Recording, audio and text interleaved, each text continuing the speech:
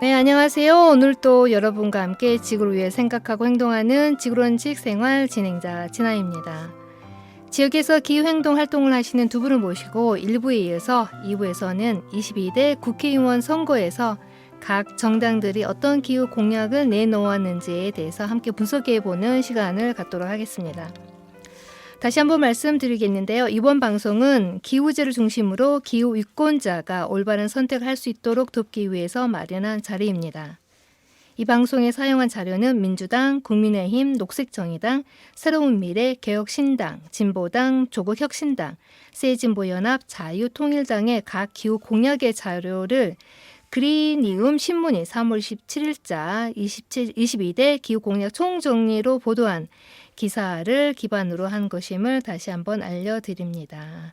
자, 2부 진행하도록 할 텐데요. 잠시 노래 하나 듣고 다시 돌아오겠습니다. 이 노래는 아주 오래된 노래인데요. 과거의 추억이 떠오르는 노래였습니다. 지금 청취자 여러분께서는 지구론 책생활 를 지금 2부를 듣고 계시는데요. 저희가 나가는 방송 시간이 달라서 아마 1부를 못 들으신 분들은 저희 전주 FM 라디오 다시 듣기나 아니면 전주 공동체 라디오 유튜브에서 지구론 책생활을 검색하시면 1부에 대한 내용을 들으실 수가 있습니다. 자, 오늘 두 분 다시 모셔서 계속 이야기 이어가도록 하겠습니다. 사실은 저희가 따로따로 1부, 2부 나눴지만 계속 연결해서 우리가 이야기하고 있는데 1시간 지금 2시간 계속 자리에 앉아 계시는데 괜찮으신가요? 괜찮습니다. 네. 네. 네, 노래 잘 들었고요. 오늘은 이제 그 2부에서는 주로 이제 각 정당이 제시한 기후 공약에 대해서 얘기를 나눠보도록 할 텐데요. 이 정당이 내놓은 공약이 9가지 부문으로 되어 있더라고요. 저희가 9가지 부문을 다 다룰 수는 없고요.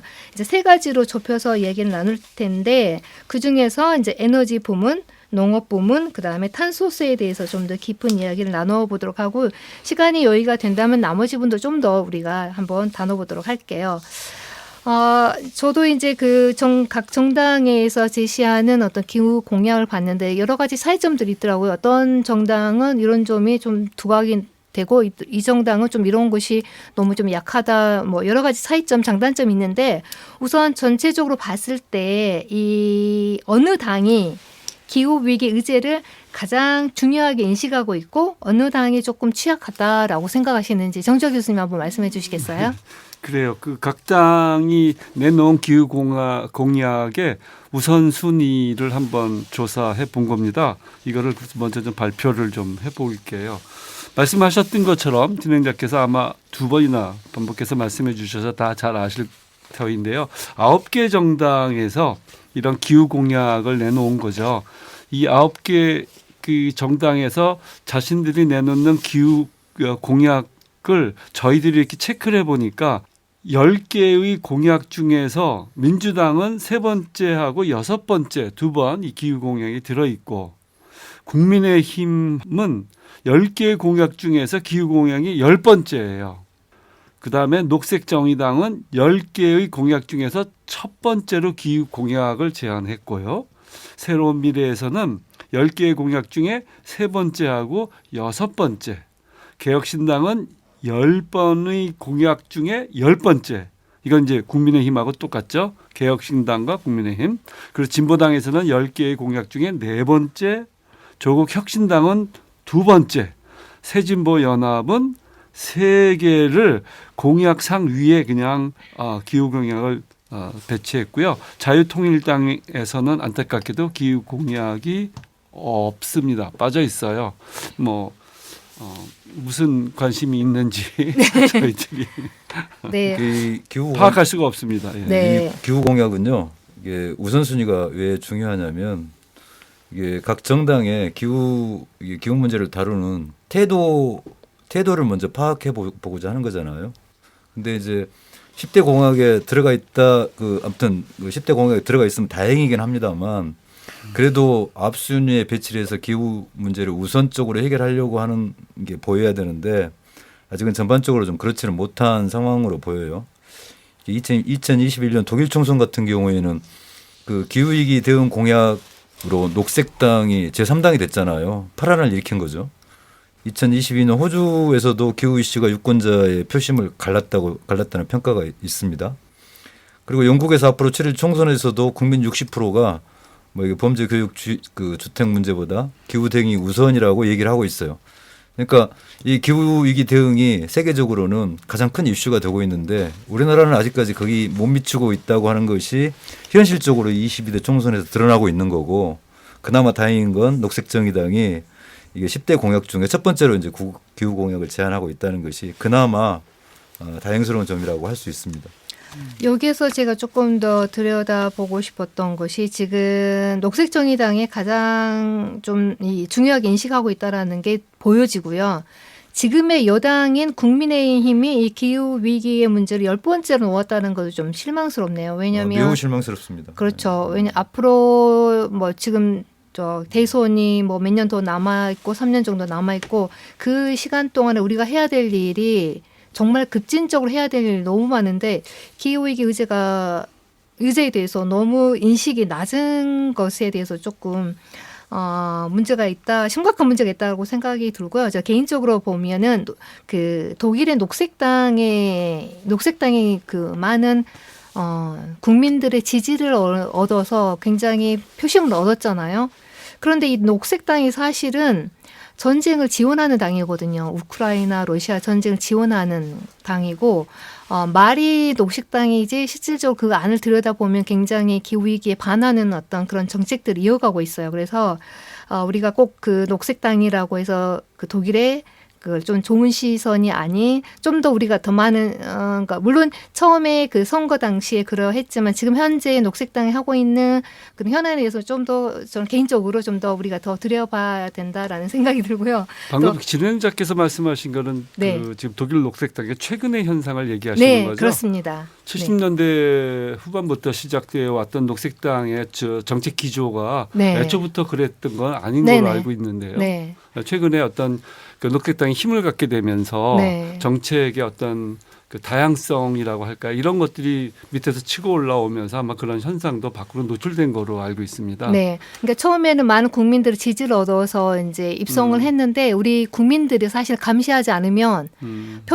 표심을 얻고 그 정당이 들어갔다 하더라도 계속 우리 국민들은 그 내가 지지한 정당이 정말 바른 길로 가고 있는지를 좀 잘 살펴서 그렇죠. 목소리를 내야 된다는 생각을 하고 싶어서 그 얘기를 꺼내 예, 들었습니다. 네.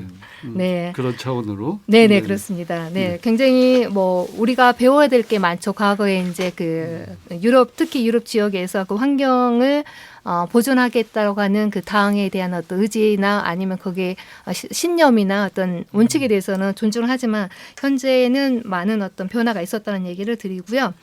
두 번째로 이제 우리 나눌 얘기는 가장 중요한 게 사실은 기후위기에서 가장 먼저 선행돼야 하는 것이 에너지 전환이잖아요. 에너지 전환이 굉장히 우리가 사용하는 모든 것은 에너지를 빼면은 우리가 생존할 수 없을 정도 그렇게 중요한 부분인데 각 당의 에너지 정책 공약을 어떤 목표치가 있을 거 아니에요. 우리가 이제 에너지 전환이라고 했을 때는 지금 화석 연료에서 이제 재생에너지로 가는 그 비율을 말할 텐데요. 그런 목표치하고 어떤 세부 내용 그리고 그것을 이루기 위한 어떤 계획적인 전략 측면에서 그러하고 그런 계획에 있어서는 어떤 법제도 아까 이제 정주호 교수님 일부 때 그 재생에너지, 태양광 발전소 뭐 그런 거에 대해서 이제 법적인 말씀을 해주셨는데 그러한 법제도 정비 그런 것들에 대해서 간략할 수는 없겠지만 말씀 부탁드릴게요. 박일진 대표님께서 얘기해 주시면 좋을 것 같습니다. 이거 이제 이렇게 각 당의 그 기후 공약을 분석하는 것은 이제 우리 국민들과 우리 전주 전라북 전라북도 어떻게 분류해야 돼요? 전라북 특별자치도 전북 특별자치도. 이거 어렵네요. 네. 적응이 안 돼. 아무튼 네. 그 선택을 좀 돕기 위해서 이렇게 말씀을 드리는 거잖아요. 네. 그러니까 좀 쉽게 설명을 드려야 될 텐데 좀 그렇게 될지 걱정이긴 한데 좀 부족하더라도 이해하시고 한번 가보시죠. 네, 좋겠습니다. 이제 기후 공약을 살펴볼 때 가장 중요한 것은 이게 그 온실가스를 얼마나 빨리 줄이려고 하는 노력을 하고 있나. 이게 가장 우선 첫 번째로 들여다봐야 될 내용인데요. 그러기 위해서는 이제 화석연료 중단이 가장 그 우선이 돼야 되겠죠. 근데 이 화석연료 중단은 결국은 재생에너지 이 확대하고 연관돼 있어요. 왜냐하면 우리가 쓰는 전기가 석탄하고 뭐 원전, 그다음에 에너지원이 전기 에너지원이 석탄, 원전, 그다음에 석유, 가스 이게 다 이제 원전 빼고는 화석연료 기반으로 하고 있잖아요. 그래서 얘들이 60% 정도를 차지하고 있기 때문에 이 그 화석연료를 어떻게 빠르게 줄여 나갈 거냐. 근데 이게 전기를 그냥 무조건 중단시켜 버리면 또 문제가 되기 때문에 그걸 대체하는 것도 같은 속도로 이루어져야 한단 말이에요. 그래서 이제 재생에너지 비율을 얼마나 높이느냐 이게 굉장히 중요하죠. 그래서 그 재생에너지 비율을 그 빠르게 높이면 높일수록 좋은 거죠. 그래서 이제 그 재생에너지 비율을 높이는 그게 높이는 목표에 대해서 좀 살펴봤는데요. 민주당은 2035년 재생에너지 비율을 40% 확대하겠다고 이렇게 공약을 발표했습니다. 근데 그 국민의힘은 목표가 없습니다. 그런 목표를 제시하지 않았어요. 매우 아쉽고 굉장히 아쉽고 짜증나게 아쉬워요. 해야 되는데 지금 안 했다고 하는 게. 그리고 녹색정의당 같은 경우에는 2030년에 재생에너지 비중을 50% 하겠다고 했고요. 2050년에 100%를 달성하겠다고 했어요. 아, 이게 박수 쳐줄 일이고요.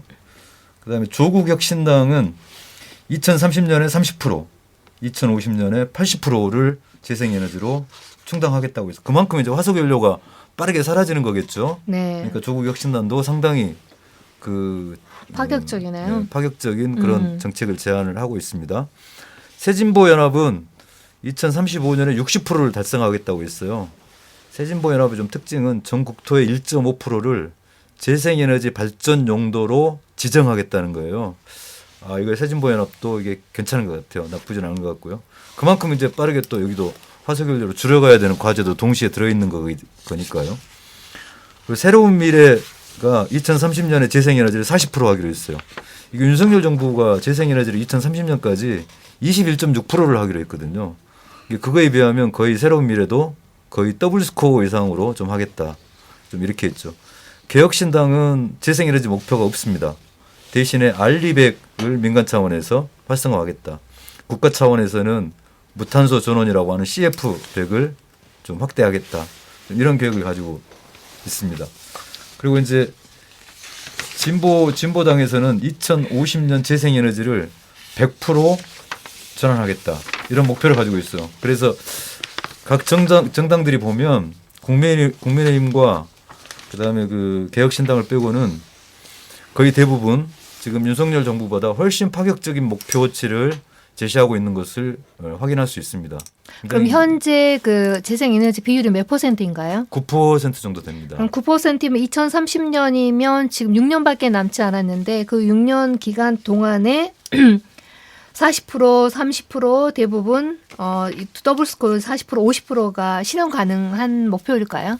굉장히 어렵습니다. 윤석열 정부가 이제 이 재생에너지 분야에 대해서 굉장히 터부시하고 지금 거의 억압하고 탄압하는 수준에까지 가 있기 때문에 지금 현재 윤석열 정부 하에서 이 재생에너지를 확대한다는 건 굉장히 어려울 텐데 그럼에도 불구하고 이 목표를 이렇게 했거든요. 2050년에는 뭐 녹색정의당 같은 경우 또 조국혁신당 같은 경우 80%에서 100% 이렇게 이제 제시를 하고 있는데 쉽지 않은 일일 텐데 이렇게 하겠다고 했으니까 저는 이 지점에 대해서 반드시 이제 시민들이 평가를 해서 선택을 해 주시고 선택을 하시고 난 이후에는 이걸 반드시 달성시키도록 아무튼 감시를 철저히 해야 될 것으로 생각이 됩니다.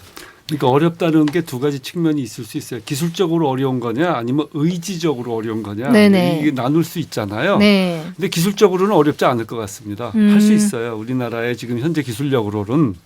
그런데 문제는 의지가 그만큼 따라줄 거냐. 이게 이제 문제인 거죠. 그 의지를 저희들이 붙잡기 위해서 의지를 실현시키는 것을 위해서 국민들의 단합된 합의된 그러한 지지가 필요하다는 그런 말씀입니다. 여기서 재생에너지라고 할 때 우리가 포함하는 것은 태양광, 풍력, 수력. 뭐 이 지력, 조력, 지력, 조력 그런 다 것들을 들어가죠. 포함한데 우리나라 그 지정학적인 위치상으로는 태양광이 훨씬 더 퍼센티지가 높을까요? 아니면 그 풍력이 가능할까요? 현재는 뭐 앞으로 그것도 기술적으로 좀 더 이제 발전을 할 부분이 있겠습니다만은 그 태양광 쪽에서 나오는 재생에너지가 훨씬 더 가능한 일인 것 같고 풍력보다도 네. 풍력도 물론 이제 우리가 어떻게 개발해 나가느냐에 따라 다르겠죠. 지금 해상 풍력이 많이 지금 설치되고 있지 않습니까? 그래서 일단 태양광 그다음에 풍력 요 순으로 진행되는 것은 분명한 것 같습니다. 네. 그러니까 이게 그 보면 재생에너지 분야에 대해서 자꾸 오해가 많은데 그 우리나라가 재생에너지 가지고는 이게 에너지를 다 그 충족하기에는 이게 지정학적 위치상 어렵다 이런 의견들이 많거든요. 네. 일부 보수 쪽 그 전문가들이 그런 얘기들을 많이 하는데 우리보다 훨씬 기상 여건이 나쁜 독일 같은 경우에도 지금 현재 2023년 기준으로 55%의 재생에너지 비율이. 네. 그럼 우리나라도 사실은 불가능하지 않다는 거예요. 근데 이게 정책적 의지가 없기 때문에 지금 이 문제가 계속 논쟁만 되고 실제로는 진전이 없는 거죠. 근데 사실은 지정학적인 이유로 따지자 보면 한국이 훨씬 더 좋거든요. 저는 풍력이나 태양광 훨씬 좋다고 봅니다. 네, 일조량이 독일보다는 훨씬 더 좋은 위치에 있다고 생각을 하고 아까 이제 모든 당들이 그 기본적으로 40% 이상으로 확대하겠다. 현재는 지금 9%인데 지금 현 정권이 2030년까지 제시하는 것은 30%인가. 사실은 낮췄잖아요. 문재인 정권에 있었던 비율보다는 제가 낮춘 걸 30%에서 21%로 지금 낮춘 부분이잖아요. 그것도 설명을 드리자면 네. 그 재생에너지 비중이 문재인 정부에서 전력 공급 그 원별 비중을 원래는 2030년까지 32%를 재생에너지 32%까지 하기로 했어요. 근데 윤석열 정부가 이걸 그 원전으로 충당을 하려고 하면서 이게 재생에너지 비중을 10%가량 낮춰가지고 21.6%로 2030년 전력 공급 원별 비중을 그렇게 낮춰놨거든요. 그러다 보니까 이게 재생에너지 확대 속도가 그만큼 더딘 거예요. 네. 또 한쪽으로는 좀 그 화력 발전을 빨리 중단해야 되는데, 근데 그걸 뭐 암모니아 혼소 발전이라고 그래가지고 암모니아하고 석탄하고 같이 이제 섞어서 떼는 거죠. 불을 떼는 건데 그런 방식으로 이제 전기를 생산하는 건데, 그러면서 기존의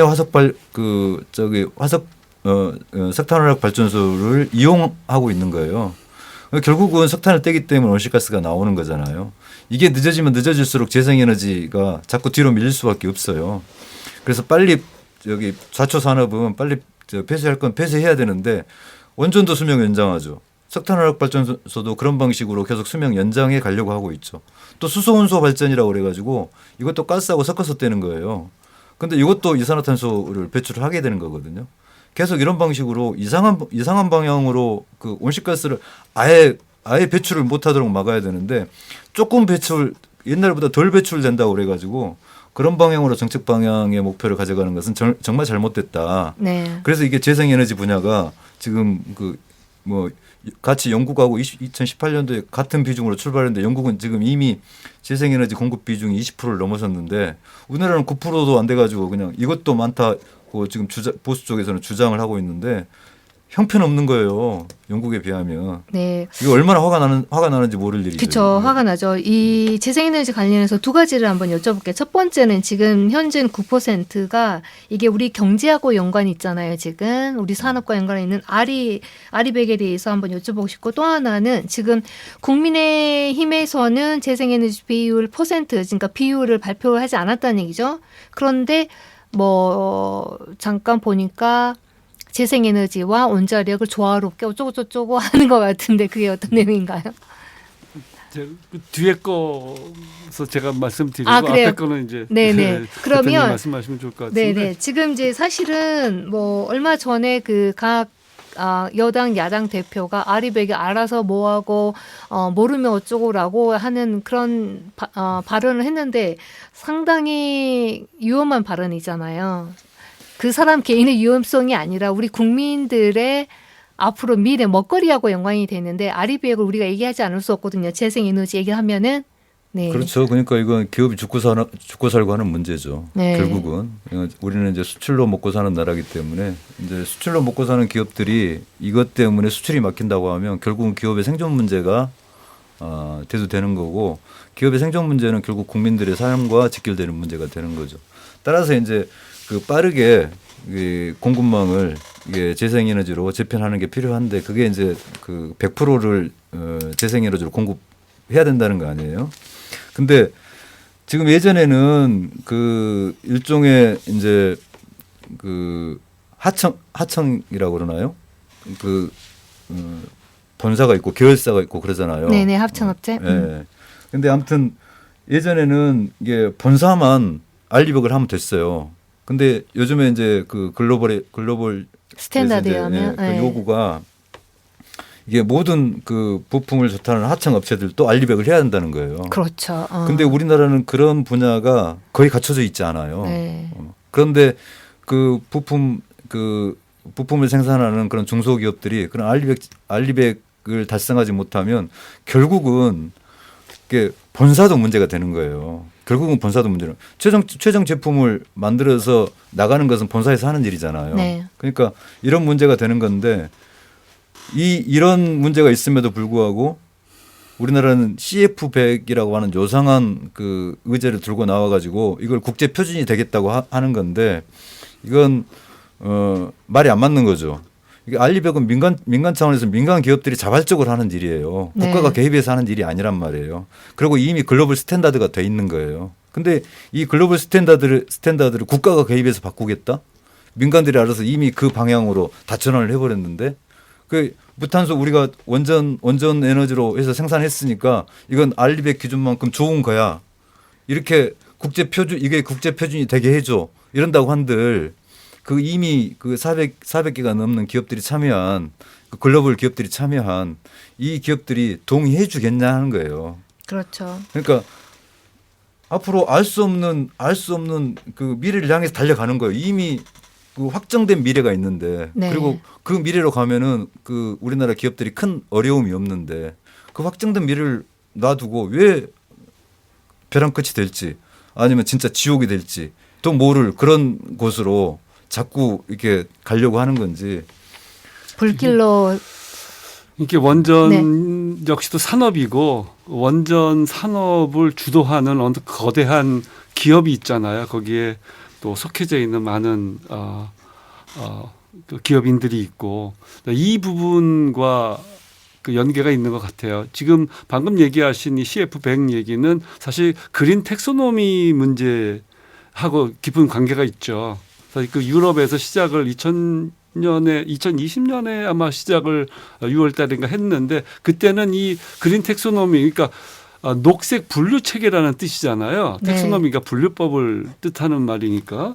그래서 녹색으로 분류해 주자라고 해서 사실 뭐 그 그린 수소라든지 이러한 것들을 포함시키는 건데 거기에 원자력을 그러니까 핵발전은 그때는 없었었죠. 근데 이유도 사실 러시아하고 뭐 이런 그 가스 같은 거 그 수송받고 하는 문제가 이제 어렵고 하다 보니까 슬그머니 거기서 핵발전을 그린 텍소노미의 체계 안에 포함시키려고 그 이듬해 아마 거기 넣은 것 같아요. 근데 그때는 전제가 있었거든요. 네. 그것이 바로 핵폐기물을 안전하게 처리할 수 있을 때 특히 네. 고준위 핵폐기물에 대한 안전한 처리를 얘기하고 있다는 거죠. 네. 근데 우리는 그건 뚝 잘라 먹고 K 텍소노미라는 얘기를 하는 거예요. 네네. 그래서 우리는 그 위에 전제되어 있는 거 빼놓고 핵발전에서 나오는 그 에너지도 거기에는 카본이 들어있지 않으니까 그것 자체를 슬그머니 텍소노미 안쪽에 포함시키자는 거죠. 분류 체계 안에.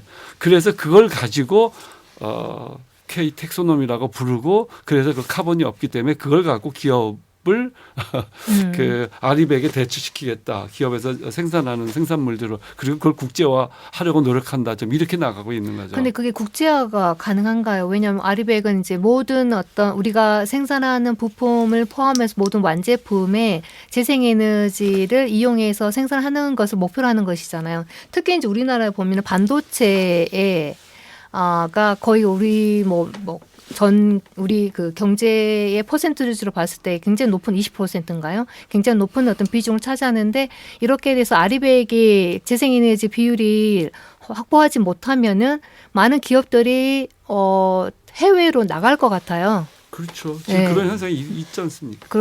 그렇죠. 그러니까 이렇게 재생에너지를 확보하지 못해가지고 지금 수출 계약 물량이 파기되고 있는 기업까지 생기고 있어요. 그러니까 굉장히 지금 심각한 상황인데 이런 심각한 상황을 정부가 제대로 이해하지 못하고 있다. 그리고 자꾸 그거를 아직 그 국제적인 표준으로 자리 잡히지도 않은 CF100으로 자꾸 몰고 가려고 하다 보니까 이게 우리 사회의 앞날이 좀 어두운 거 아니냐. 네. 이게 환경 문제가 아니고 결국은 경제 문제까지 와버린 거잖아요. 네. 그러니까 이 경제 문제라고 하는 인식에 대해서 빠르게 좀 인식 전환이 필요해 보입니다. 네.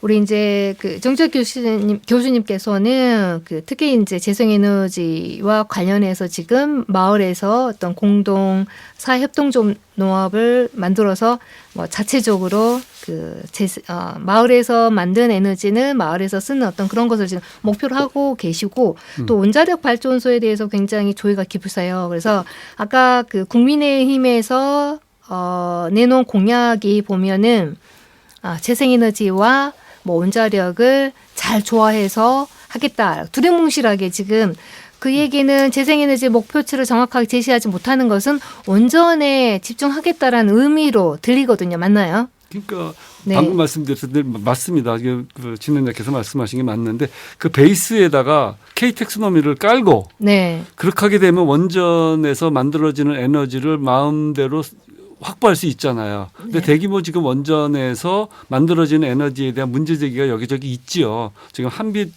핵발전소 같은 경우도 공급이 뭐 수천 개가 있다는 거 아니에요. 심지어 큰 것들은 1m가 넘는 공급까지 만들어져서 이거 언제 어떻게 터져나갈지 모른다. 이런 이제 위험들을 주변 주민들이 호소하고 있는 건데 이러다 보니까 SMR 그 우리한테 되게 익숙하지 않은 용어인데 네. 소형 모듈 원전 같은 것들을 지금 만들어 가려고 하는 것 같아요. 네. 우리나라도 그걸 되게 적극적으로 수용하는 것 같은데 아마 미국에서 시작한 것 같은데요. 이런 소형 원전 모듈 원전을 우리가 도입을 해서 이것을 가지고 기존 거대한 원전이 갖고 있는 위험도 뭐 줄이고 그리고 문제가 되었을 때 그거에 따르는 피해를 좀 최소화시키겠다 뭐 이런 식으로 그 우리들한테 원전의 뭐 이점 장점 이런 것들을 호도하고 있는 거죠. 그러다 보니까 원전에서 만들어지는 에너지를 슬그머니 깨끗한 에너지, 그린 에너지라고 하는 그 홍보를 우리들한테 강요하고 있는 게 아닌가 그래 싶습니다. 네. 근데 그런데 소형 모듈 온전이나 그냥 우리가 지금 현재 그 동해안에 분포되어 있는 그 네. 온전하고 온전은 온전이지 않습니까? 그렇죠. 그리고 그것은 기술적으로 아직 인류가 네. 제대로 구현할 수 있다고 하는 결정을 내릴 수가 없는 거죠. 아직은. 근데 그걸 벌써 우리가 거론하고 있고 거기에 뭐 엄청난 돈을 투자하겠다 하고 있는데 그러니까 원전의 가장 큰 문제는 그 안에 그 가장 핵심적인 원료가 밖으로 노출이 됐을 때 그 방사능에 의해서 인간이 굉장한 타격을 입는다는 것이 주 요소잖아요. 네. 근데 핵심 용융되어지는 문제 때문에 그 핵심적인 원재료들 플루토늄이라든지 우라늄 같은 것들이 그것을 만들어내는 그 원전 자체의 문제라는 것은 그것이 밖으로 유출되는 거고 유출되는 가장 기본적인 그 어려움 중에 하나가 터지는 건데 네. 이것을 최소화시킨다 이제 이런 얘기를 하고 있는 것 같아요. 그러나 이 원전 사고라는 것은 그게 10,000분의 1이든 1,000,000분의 1이든 1,000,000분의 1이든 터지면 지금 나에게 닥치는 거거든요. 네. 닥치고 나면 이건 돌이킬 수 없는 고통을 인간에게 가져다 주는 거잖아요. 그것이 네. 우리 옆집이라고 할 수 있는 일본 후쿠시마에서 네. 생생하게 지금 보여주고 있는 거거든요. 그걸 우리가 뻔히 보면서도 여전히 그 길로 가겠다고 하는 거는 정말 그렇죠. 그리고 대부분의 지금 우리나라의 핵발전소는 지방에 그것도 네. 어촌 쪽에 그 포진되어 있지 않습니까? 네 군데에 있는 것이 모두가 다 동해안에 세 군데, 그다음에 서해안에 한 군데가 있는데 이게 전부 어촌을 끼고 있고 네. 어촌의 가난한 지역을 또 끼고 있다는 거죠. 네네. 지금 그런 그 가난한 지역에 있는 그러한 발전소들이 문제가 생길 때 그러나 그 가난함을 벗어날 수 있게 해주느냐? 그건 아니잖아요. 네. 위험이 발생이 됐을 때 그 위험은 고스란히 그들이 받고 거기서부터 얻어지는 에너지의 혜택은 전부 수도권에서 네. 소비한다는 얘기죠.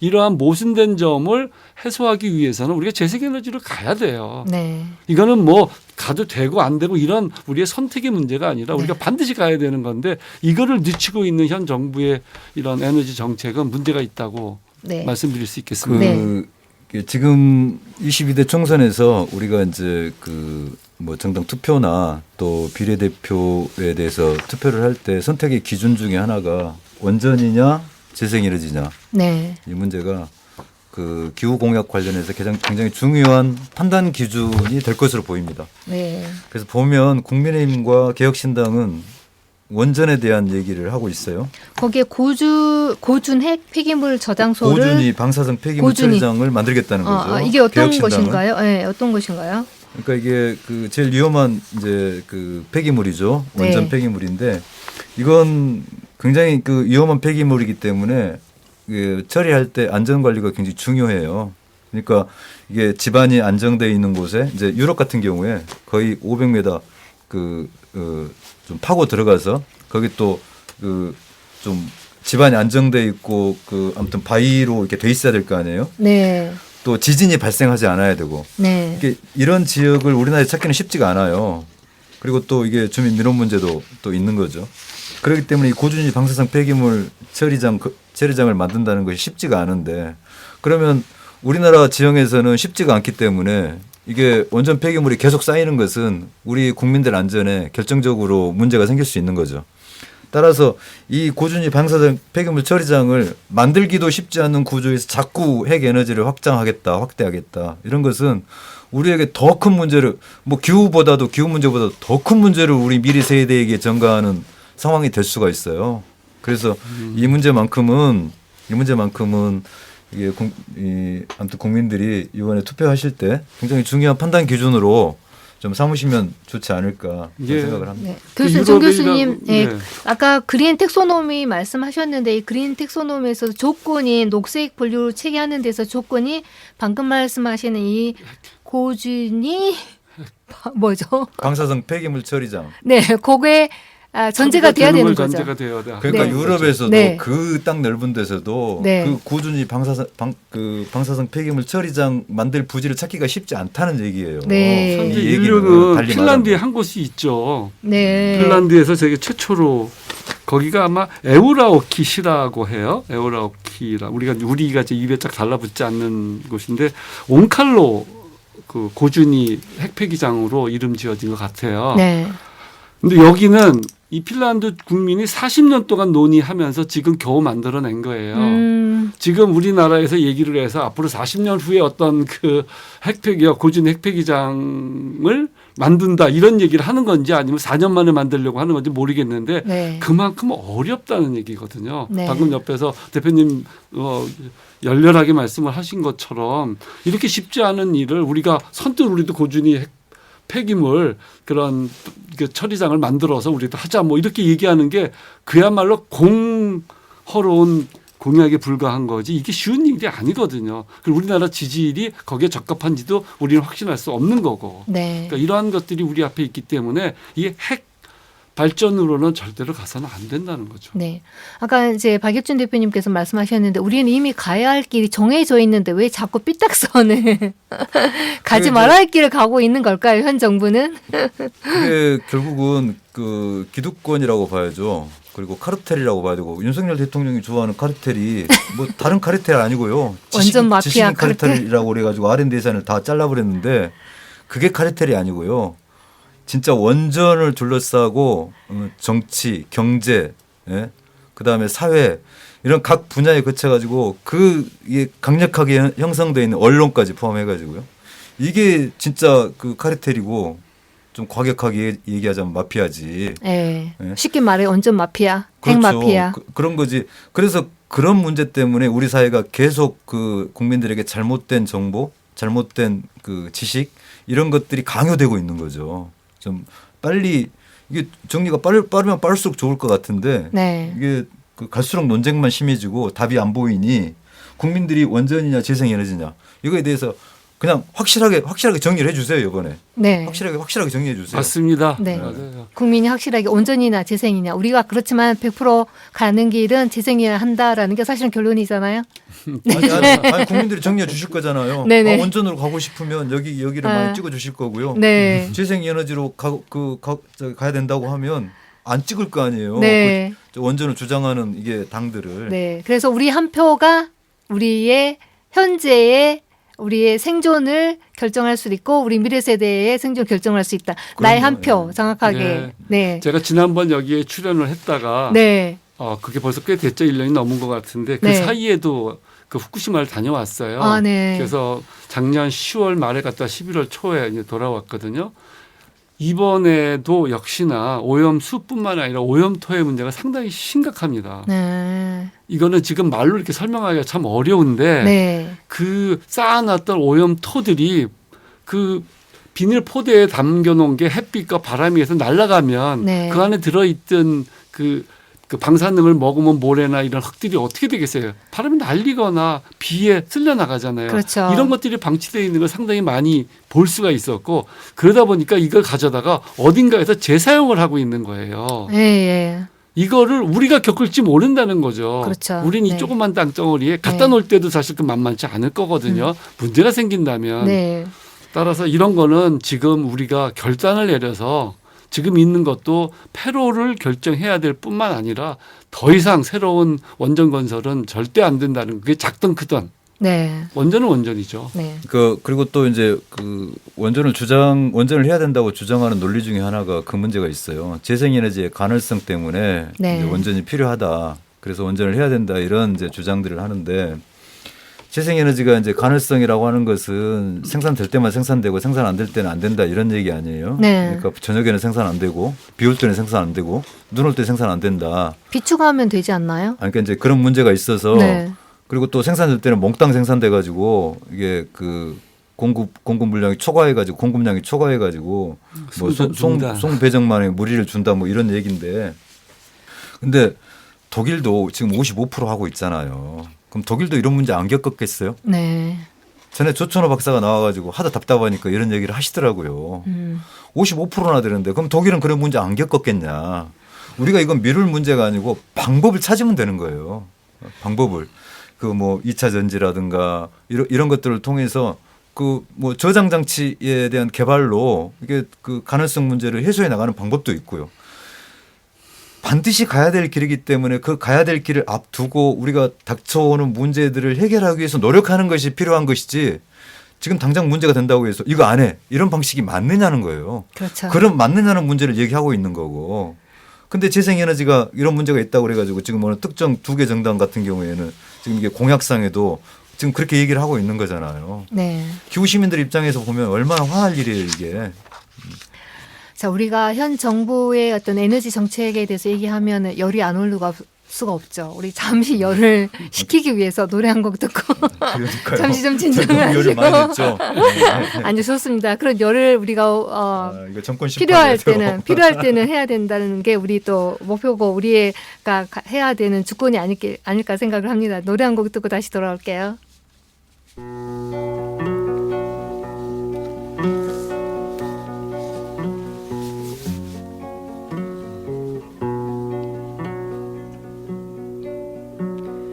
On a wagon bound for market, there's a calf with a mournful eye. High above him there's a swallow winging swiftly through the sky. How the winds are laughing, they laugh with all their might. Laugh and laugh the whole day through and half the summer's night.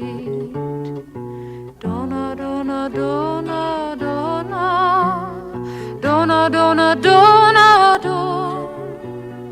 Dona, dona, dona, dona. Dona, dona, dona, don.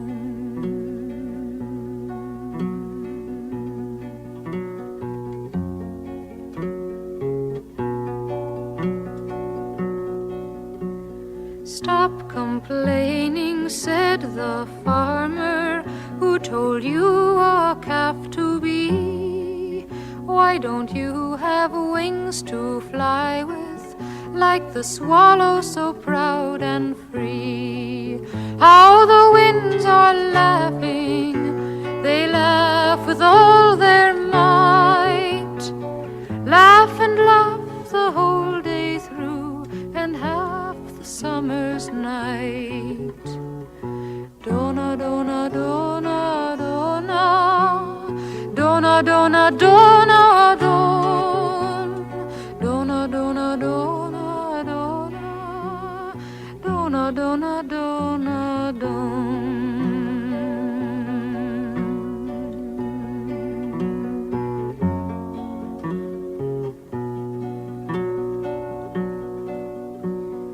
Calves are easily bound and slaughtered, never knowing the reason why.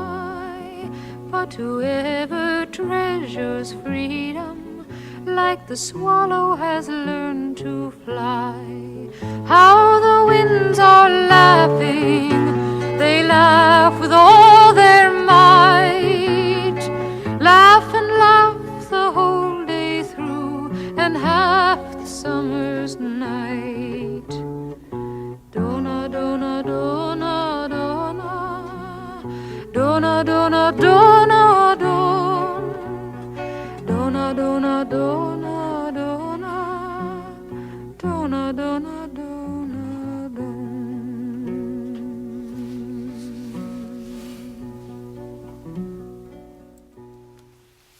오늘 노래는 두 분이 선곡을 해주셨는데 굉장히 좋은 것 같아요. 혹시 MZ세대 분들은 이 노래를 기억을 하실지는 모르겠는데요. 노래를 중간중간에 들었을 때 과거의 추억이 생각나서 좋았습니다. 추천해주신 두 노래 감사드리고요. 계속 이제 질문을 이어갈 텐데요. 정당들이 탄소세를 공약으로 제시했어요. 어떤 정당이 탄소세를 제시했는지 그리고 어떤 것인지 조금 정주하 교수님께서 말씀해 주시겠어요? 네. 약간 말이 좀 비틀어진 건 있지만 민주당에서는 탄소 중립직불제라는 거 제안했고요. 국민의힘에서는 없습니다. 탄소세에 대한 건. 녹색정의당에서는 탄소세와 대응되는 부유세 이 두 가지 그다음에 에너지 이용 누진세 요 얘기 넣었고요. 그다음에 조국 혁신당에서도 탄소세 도입 얘기했습니다. 그리고 새진보 연합에서도 탄소세 도입을 하는데 이거를 교통 에너지 환경세로 이렇게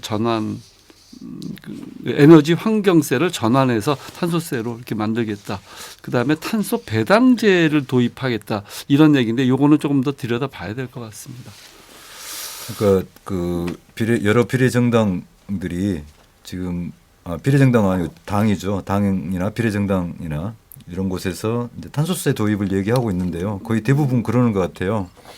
굉장히 이건 좀 진일보한 기후 위기에 대비한 공약으로 굉장히 진일보한 정책이 아닐까 싶고요. 그리고 향후 선거 이후에 우리 사회가 한번 이 탄소세 문제로 이게 좀 사회적 합의를 이루어 나가는 그런 과정들이 필요한 거 아닐까 이렇게 생각이 됩니다.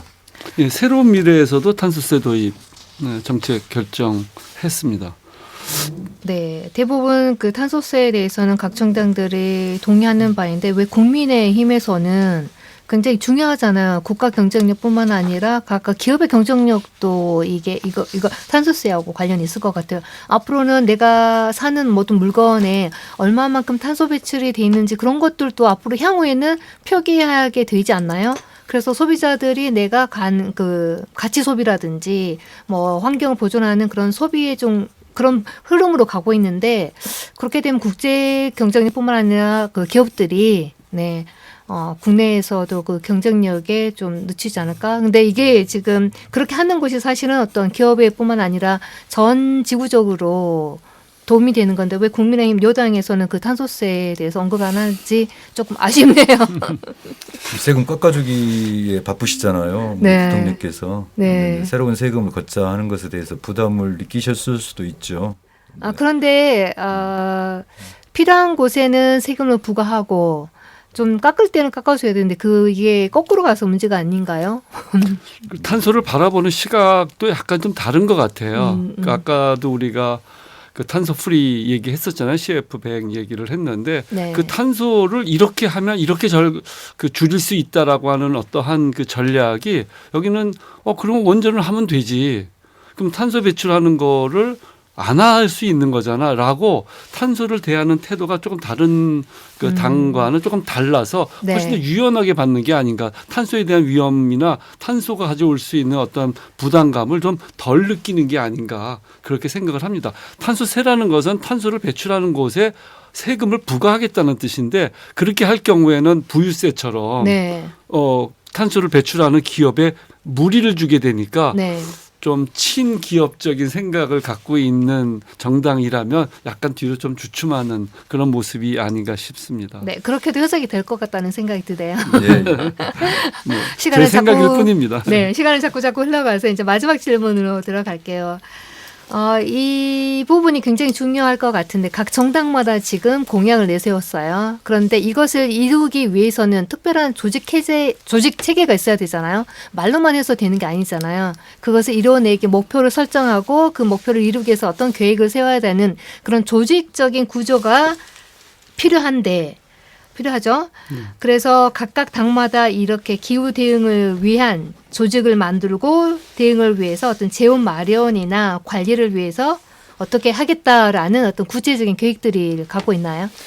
예, 그걸 살펴보면 이제 저희가 정책을 볼 때 실현 가능성을 중심으로 봐야 되는데 그냥 공약이 진짜 빌공짜 공약이 되면 안 되잖아요. 그래서 진짜 공약으로서 그 제대로 좀 반영이 되기 위해서 들여다봐야 되는 건 일단 공약이 있어야 되고요. 그다음에 이제 예산이 뒷받침되는가도 봐야 되고, 그다음에 그것을 그 공약을 이행할 주체, 즉 정부 조직은 어떻게 할 거냐도 봐야 되고, 또 법제도 정비는 어떻게 할 거냐. 이제 이런 분야들이 함께 이제 다뤄져야 이 정책이 제대로 됐는지 아닌지, 이 공약이 제대로 됐는지 안 됐는지 이렇게 평가를 할 수가 있는데, 주로 이제 예산은 거의 이게 다루지 않은 것 같아요. 예산 분야는 뭐 민주당이나 국민의힘에서 그 기후 대응 기금을 조금 상향하겠다 이런 내용만, 예. 이건 그 얘들 용돈 주는 개념 아닐까 싶은데, 아무튼 이 정도 그 수준에서 상향하겠다 이런 내용만 있을 뿐 예산은 없고요. 다만 이제 그러면 이 기후 대응 정책을 통합적으로 독립적으로 누가 추진할 거냐, 이거에 대해서 이제 공약들이 있어요. 이건 굉장히 긍정적이고 좀 진보적인 그 공약이라고 생각하는데, 민주당에서는 기후 에너지부 신설을 얘기하고 있어요. 네. 그리고 녹색정의당은 기후 경제부 신설을 얘기하고 있고, 그리고 조국 혁신당도 기후 에너지부 신설을 얘기하고 있어요. 조국 혁신당이 조금 다른 건 우리나라 교육부처럼 교육부도 부총리급이잖아요. 기재부도 부총리급이고, 근데 기후 에너지부를 부총리급으로 하겠다고 하는 공약이죠. 그리고 새로운 미래도 경제 기후부를 신설하겠다고 했고, 새진보 연합도 에너지 전환부를 신설하겠다고 했어요. 그래서 거의 대부분 정당들이 이게 그 기후 대응을 주관할, 또 부처 간의 통합 대응할, 조율하고 그 조정해서 통합적으로 대응할 독립부처로 좀 기후 에너지부라든가 기후 경제부라든가 이런 거 신설을 제안을 하고 있습니다. 이건 굉장히 긍정적인 공약이 아닐까 이렇게 생각을 합니다. 또 한 분야가 지금 빠진 게, 죄송합니다. 법제도 관련된 내용인데 시간이 없기 때문에 간단하게 좀 말씀을 드릴게요.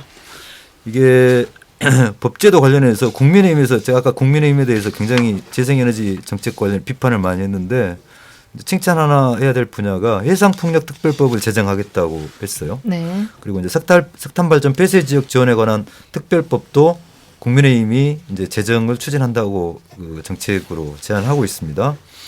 그리고 또 이제 법 제정으로. 그리고 이제 조국 혁신당이 좀 주목할 만한 것은 태양광 풍력 발전 지원 특별법을 제정하겠다고 하고 있습니다.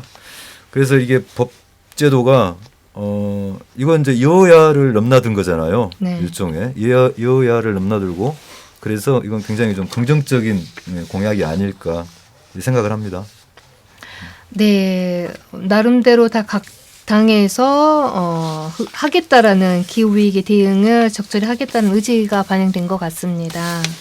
그리고 저희가 이제 시간이 좀 짧아서 또 많은 얘기를 다룰 수 없어서 좀 아쉽고요. 오늘 귀한 시간 내주셔서 감사드리고요. 많은 분들이 이 방송을 듣고 나의 소중한 표를 행사했으면 좋겠다는 생각이 들거든요. 그래서 기후 유권자들에게 마지막으로 해주실 말씀 있으시다면 한 분씩 말씀 부탁드릴게요. 우리에게 시간이 얼마 남지 않았습니다. 작년에 이제 1.45도를 기록했고요. 산업화 이전 대비 지구 평균 온도가 1.45도를 넘어섰고 작년 2월부터 올해 2월까지 비교하면 1.5도를 넘어섰죠. 우리가 그토록 저지하고자 했던 지구 파멸, 인류 생존에 위협하는 그 기온 상승을 막기 위해서 세계가 함께 설정한 1.5도를 이게 작년 2월부터 올 2월까지 해가지고 넘어섰습니다. 굉장히 위험한 상황에 지구라는 별이 또 지구라는 별에서 살고 있는 인류가 위협을 맞고 있습니다. 우리에게 또 남은 시간도 많지 않습니다. 예전에는 좀 1.5도라고 하는 것이 그래도 좀 시간이 있겠거니 했습니다. 근데 지금 시간이 없다는 것이 확인되고 있습니다. 그리고 1.5도라는 극단적인 기후 속에서 우리가 살아가고 있습니다. 이제는 이 문제에 대해서 관심을 가질 때입니다. 우리 한 사람 한 사람 시민들이 관심을 갖는 것도 좋지만 이것을 주도적으로 문제를 해결해야 되는 것은 정부입니다. 정부를 움직이려면 결국 우리가 할 수 있는 이게 최대의 권한, 유권자로서의 권한, 그 권한을 지금 행사할 때입니다. 그 권한을 행사함으로 인해 가지고 우리가 하루라도 빨리 이 기후위기 대응으로 대한민국 사회가 빠르게 전환이 될 수 있도록 노력해 주시면 고맙겠습니다. 네, 감사합니다. 네, 정재 교수님 짧게 말씀 부탁드릴게요. 네, 더하거나 뺄 게 하나도 없는 좋은 네. 말씀이었고요. 그런 의미에서 이 방송을 듣고 보고 계신 청취자 여러분들의 심성을 믿습니다. 함께 하시게요. 네, 고맙습니다. 함께 하셨으면 좋겠습니다. 네. 네, 두 번 오늘 긴 시간 동안 함께 나눠주셔서 감사드리고요. 또 좋은 자리에서 다시 뵙도록 하겠습니다. 네, 감사합니다. 수고하셨습니다.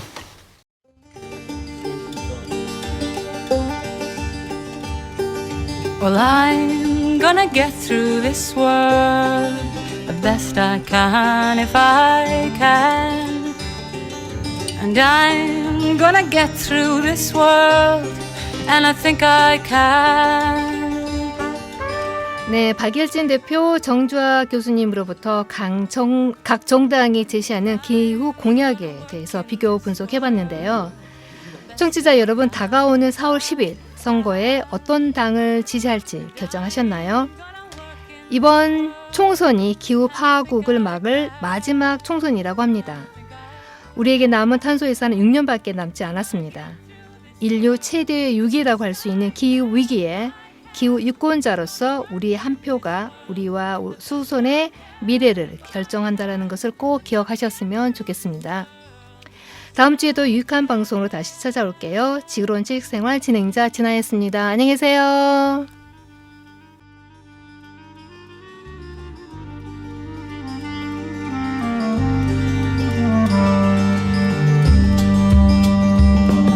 Well, I'm gonna walk in this world the best I can if I can. And I'm gonna walk in this world and I think I can.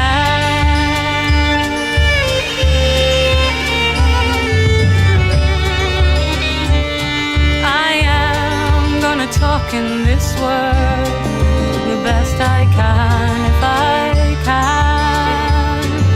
And I'm gonna talk in this world, and I think I can, and I think I can. I'm gonna walk in this world the best I can if I can.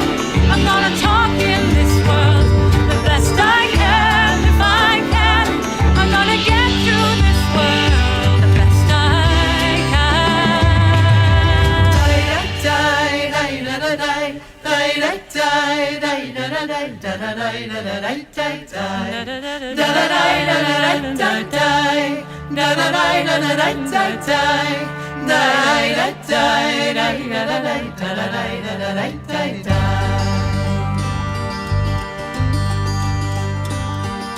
Well, I'm gonna clean up this world the best I can if I can.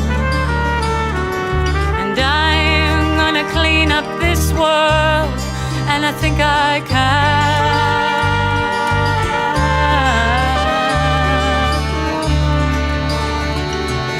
Well, I'm gonna leave this world behind the best I can if I can. And I'm gonna leave this world behind. 파도가 오갈 때마다 우리의 땅은 조금씩 좁아져 꼭 끌어안지 않으면 저 아래로 떨어질 것만 같아. 떠나는 사람들은 항상 믿을 수 없는 거짓말을 해. 우리가 아는 모든 게 곧 깊은 어딘가로 사라진다는 묻지 않았지만 난 이미 대답했어. 무슨 일이 있더라도 그때 곁을 끝까지 내가 지킬 거라고. 돌아본 미소에 의미를 알고 있어.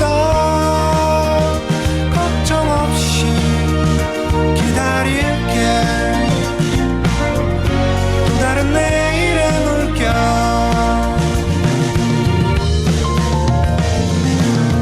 하루를 보낼 때마다 우리의 밤은 조금씩 길어져. 꽉 잡은 손을 놓치면 영영 어둠 속에 잠길 것 같아.